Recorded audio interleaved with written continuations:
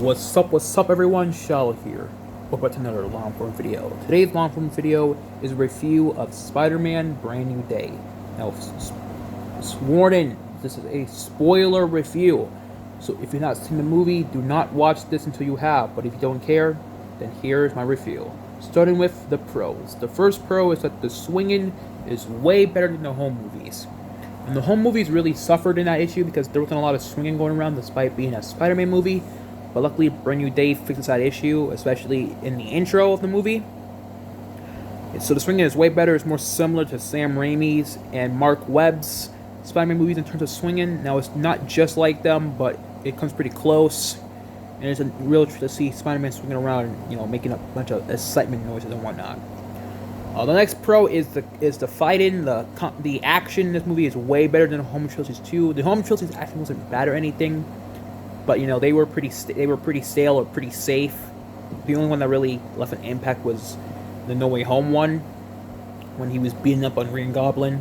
But every fight scene and Brand New Day, especially at the end of the movie, are really good.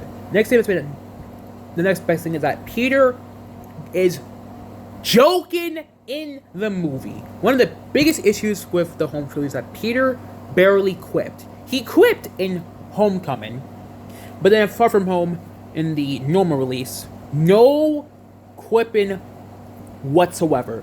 It was an extended version where there was actually a quip scene where he quipped so much times, like he was a Zodiac's or Andrew Garfield's Spider-Man. It left a smile, but it was not in the regular release. And of course, No Way Home, both versions, Peter does not quip once. I don't understand why the John Watts movies, after Homecoming, said fuck quipping, but luckily Brand New Day actually embraces that shit. It's still not a lot in the movie, but he actually quips in quite a few scenes. What a surprise! Spider-Man making jokes, like goddamn, bro, it's literally his character. Next thing that's been improved is the characterization of MJ and Ned. In the home trilogy, they were kind of just nothing characters, but in this one, they actually, at least MJ actually goes through some sort of character arc. It's nothing big. They're still just there to be there, really. But I like how the movie handles MJ and Ned, with the fact that, the spell has affected their lives. They don't remember who Peter is, blah, blah, blah. The next thing I really like is the handling of Punisher. As you probably saw from the trailers, Punisher plays a big part in the movie. Nothing too big. He is just a side character, but he does affect the movie. And it's a good inclusion. Very funny character. Same goes, I guess really him. This is there's Daredevil. It's not in this. My next pro is how Aunt May was used. If you heard the trailers, you heard Aunt May telling Peter a very insightful message, which is of course in the movie. And it's already better than the home trilogy, because the home trilogy Aunt May was just a nothing character that was made for sex jokes. Which, Aunt May, that's not how you should use her. No Way Home kind of tried to develop Aunt May, but then killed her. So at least Brand New Day is actually doing something unique with Aunt May, or making her actually the parent figure she's supposed to be to Peter, considering he lost his parents. The next thing, which is both a pro and a con, I'll explain more in the con section, is the main villain. I think the main villain is pretty good. Pretty good villain. I say it's on par with Great Green. Maybe on par is crazy, but it's good as the home trilogy villains, because every home trilogy villain was actually pretty good. My next pro is the what kind of a pro is on? Is the Spider-Man suit. The pro of it is that it's very similar to the No Way Home version, and that's about it. And then my last pro, let me think. My last pro is that it handled everything really well. The trailer made it seem like it was gonna be a mess. I keep forgetting the word. The trailer made it look like it was gonna be like jumble. There we go, jumble mess. Doing things. Peter's mutation, the main villain having the powers of taking over someone's body, Punisher, the Hand, Scorpion, Tombstone, all of that. but no, it's not like that at all. Everything is actually paced super well, and the things that do happen all play in the main plot instead of just being its own thing, which is why Spider-Man 3 and Amazing Spider-Man 2 aren't favorable movies, because because those movies try to tell so much, but hardly anything actually connects to the main movie or its message. Which Brand New Day does not have that issue, just like how No Way Home didn't have that issue. And now the pros over. My first con is what the villain does. Now, it's a good villain, but the main villain, which I'm going to spoil now to you, so once again, leave now if you don't want to get spoiled. The main villain is Jean Grey. As most of you know, Jean Grey is one of the X-Men. She's a mutant. She's a very famous Marvel character. She's the main villain, and what she does in the movie kind of makes literally no sense. Her main motivation in the movie is that the Department of Damage Control, which was introduced back in Spider-Man Homecoming, kidnapped her sister, and she wants to find her. Pretty good reason to, attack the LDC. I mean, they had her sister, so she wants to get back. That makes sense. What doesn't make sense is how much she threatens Peter and his loved ones. Also, just random people for no reason. Like, for some reason, she really, loved to taunt Peter in the movie. She even then took over MJ's body, made her kiss Peter, unmask him, made him believe the spell broke, and then once she exposed herself, she dropped MJ off a building, a roof, and then left her body so MJ could, have a few seconds of life before she splat on the ground. And when Peter saved her, she threatened Peter, told her that MJ will never be safe. What does any of that got to do with fighting your fucking sister? Literally none of all of that has nothing to do with your goal. Your goal is to find your sister, and something she said, Themax, which you think is something big, but in actuality, it's the last thing your sister saw before she died, which is a really good plot twist that a lot of people just aren't getting on Twitter because Twitter is full of dumbasses. But also next thing, she for some reason controls an old lady, makes her drive a tank, and she runs over a police officer, which one of their cars almost kills a kid. Of course, Peter luckily saves the kid, but why, if you control the tank, are you just okay with hitting police officers? What did the police officers got to do with DODC? No, the DODC sent the cops after you. The cops just went after you because you're driving a fucking tank.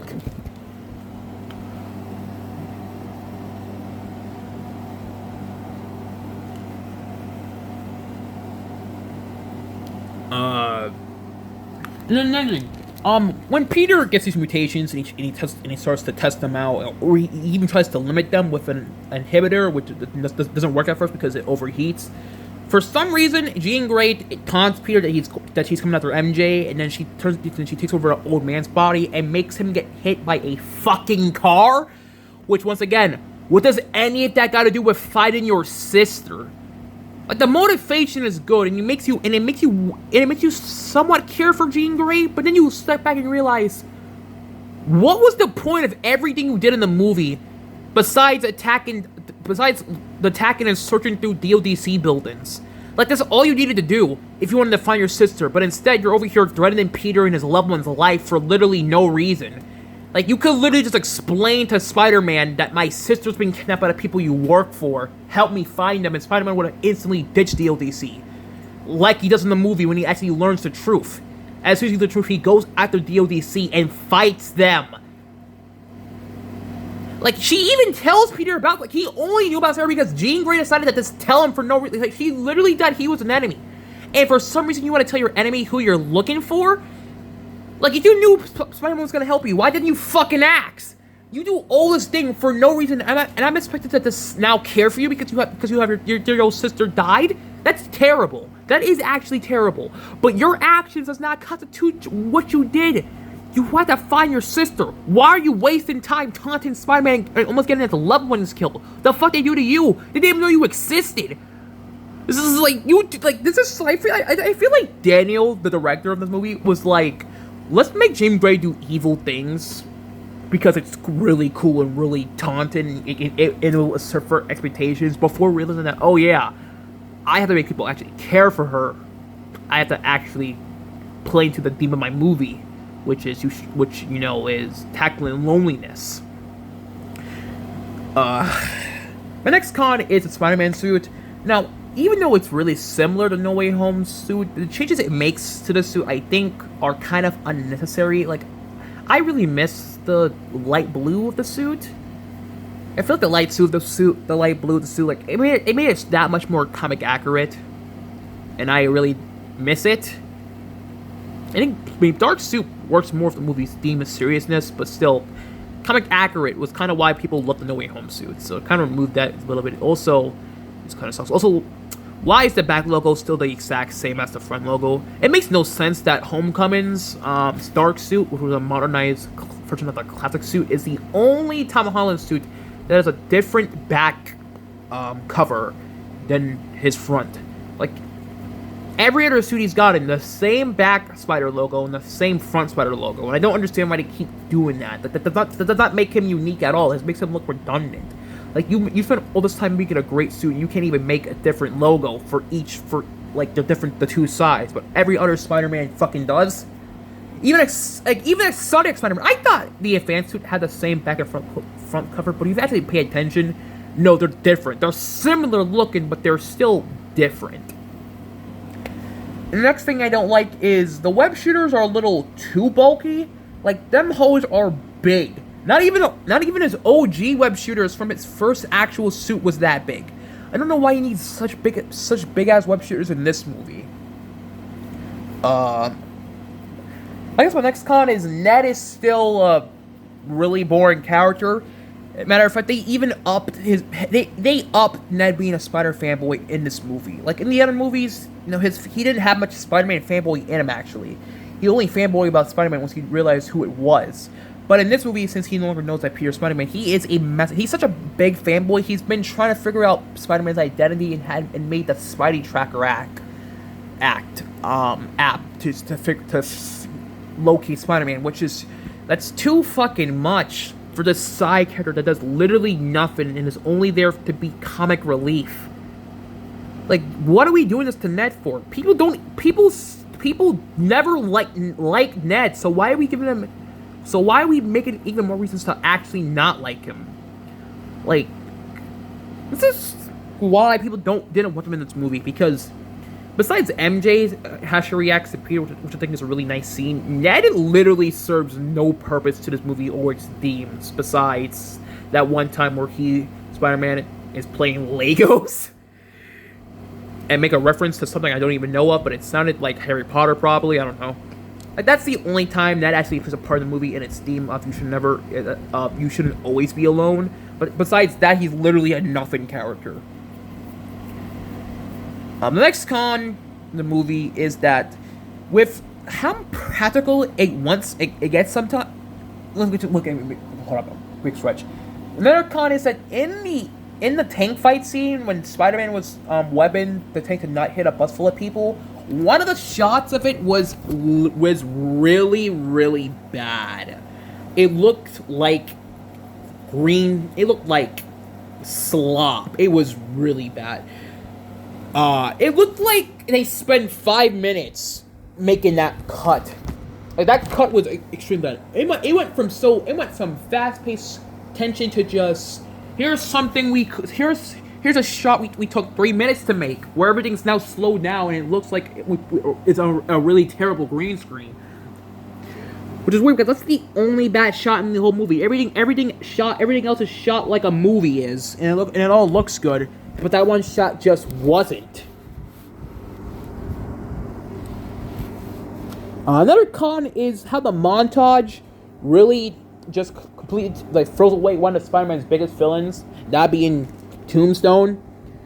Like, they show him in the trailer. It's funny, like, Tombstone was not showing up for months until like the last week of the movie, and then when he shows up, he's only a part of the montage and is never seen or mentioned again. Which is crazy, because Scorpion's also in that montage, yet he is seen again and is used in the movie to show off how the mutations is making Peter more of a dangerous hero. Now, of course, it isn't the actual Scorpion. It's Jean Grey controlling his body, but it's still Scorpion at the end of the day. It's still his voice actor. It's still Scorpion. So Scorpion gets to get to be used twice in the movie. But Tombstone, one of Spider-Man's biggest villains, one that easily beats him. One that should have definitely, replaced Wilson Fisk after his leave of absence or something. I don't know. I haven't watched Daredevil. He is only in the montage, which is kind of crazy. Had to hire one of the most popular actors of all time to play Tombstone just to use him in 2 scenes.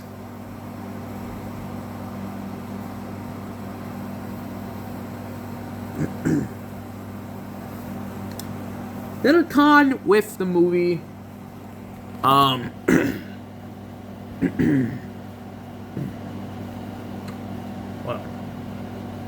Then I come to the movie, and this is a personal opinion, is the credits are kind of boring.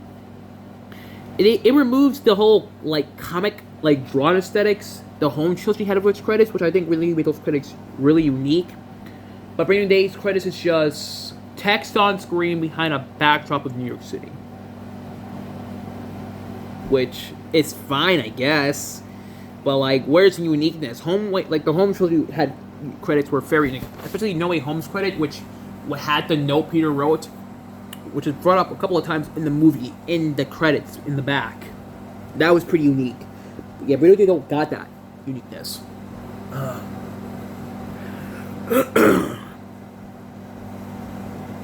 Another issue, this is kind of a pro and a con, is how often the mutations are used.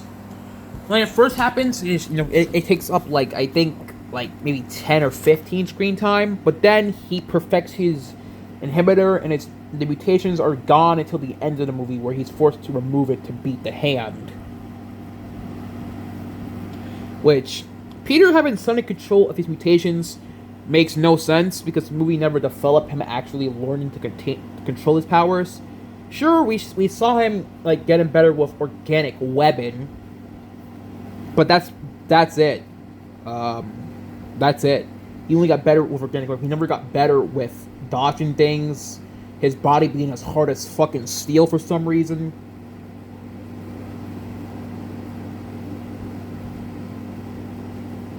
And the aggression he has, which he was only aggressive one time with the mutations when he was fighting Scorpion. He grabbed Scorpion, threw him down, jumped in the air, webbed to kick him to the ground, and then aggressively yelled at Scorpion, who was Jean Grey, "Who are you?" But then, of course, he grabbed the tail, yanked him in front of that police car, pulled out the thing that powers his suit. That's the only time with the Black Ice he was aggressive. The other time, he somehow has full control of it. Which,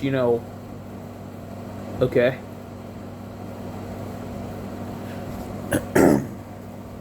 Next con with this movie, if I could think of one.